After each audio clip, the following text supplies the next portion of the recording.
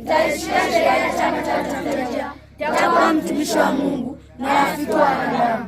Sheria: 1. Kushika somo la asubuhi na kuomba. 2. Kufanya bidii katika mambo yote. 3. Kutunza mwili wangu. 4. Kuwa na moyo safi. 5. Kuwa na adabu na utii. 6. Kuheshimu nyumba ya Mungu. 7. Kufurahi daima. 8. Kufanya kazi ya Mungu. Moto: kwa